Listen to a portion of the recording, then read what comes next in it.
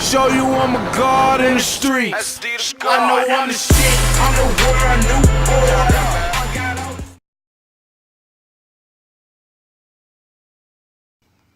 for. What's up, everybody?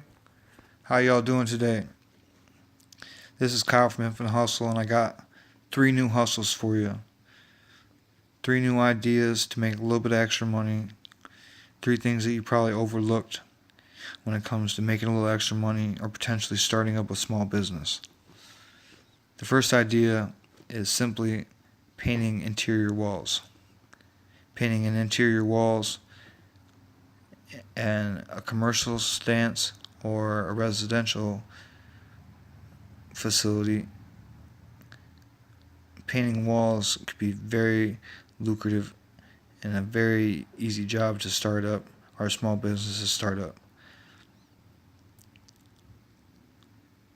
You could advertise your service on things like Craigslist, Facebook, Instagram, Twitter, the newspaper, local newspaper, business cards, and what you say is, my last name is Kilberg, so I say hypothetically, Kilberg painting services, 10 by 10 room, $75, or I say maybe $25 an hour, one of those two, and that's pretty much it.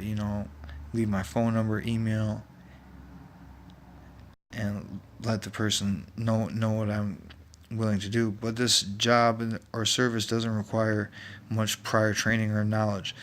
Most of us can stir up some paint that's already, paint's been pre-stirred at the store pretty much, but when you open up the paint can, you stir it with your dipstick, you pour some paint into your little paint tray, you use your rollers and you use your brushes, and simple as that, you paint the place up, paint the room, make sure that you use your painter's tape around the edges, around the corners of everything, and really there's not much more to it than that.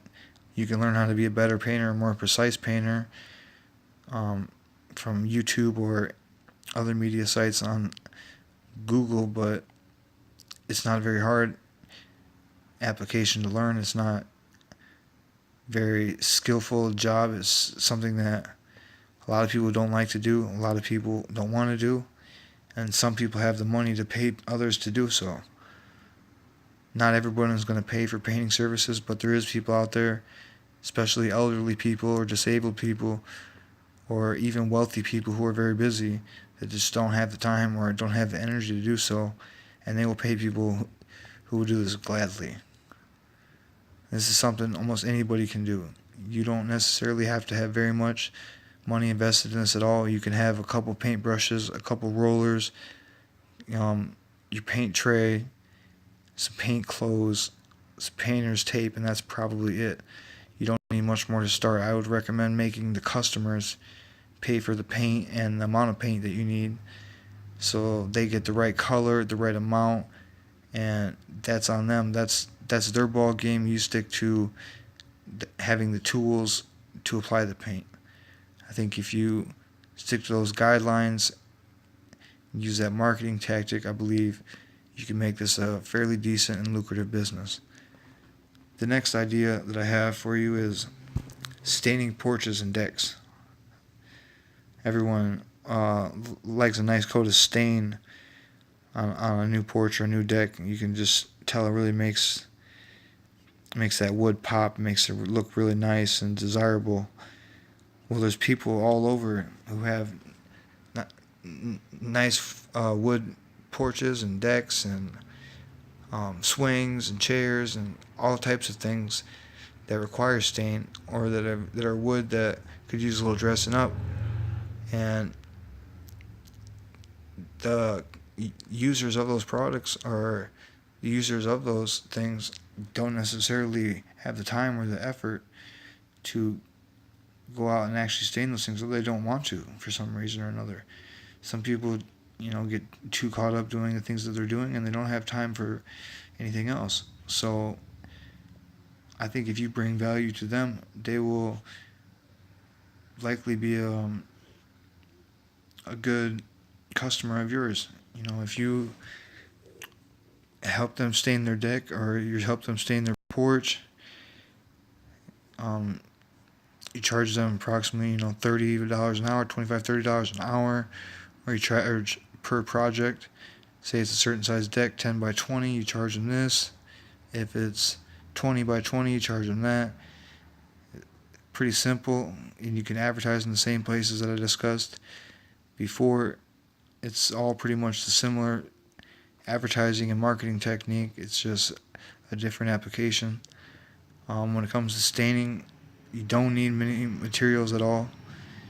You might need some brushes and some sandpaper or something and a few other things, but probably $20 to $100 worth of supplies tops, and you could be staining your first deck.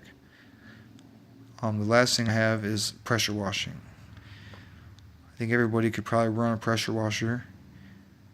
If not, go to the local car wash and get some practice.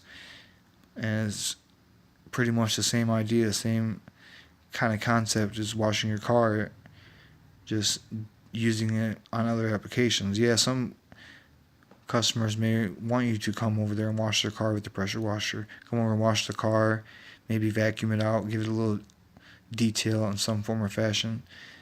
That's great. Do something like that. Some people would love that at-home service for a car wash. Another couple ideas is pressure washing homes.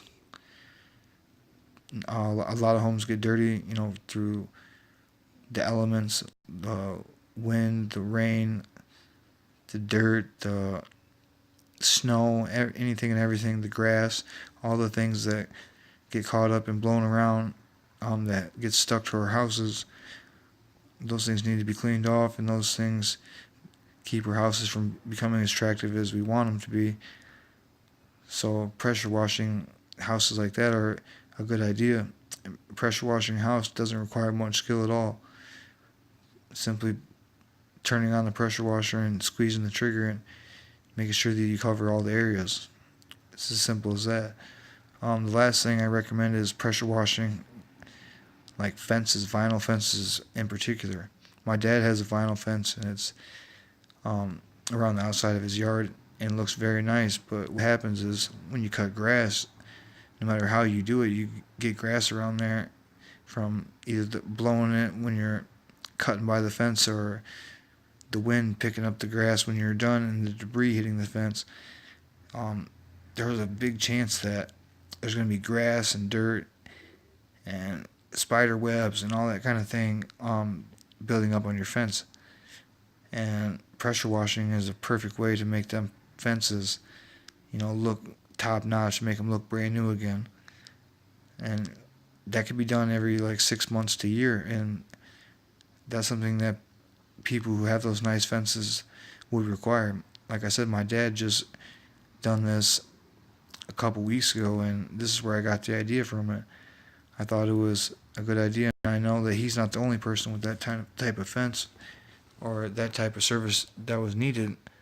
So I figured I'd put that in my video and make that the end of this video. So this is just 3 new hustles, August 2018, and I'm Kyle.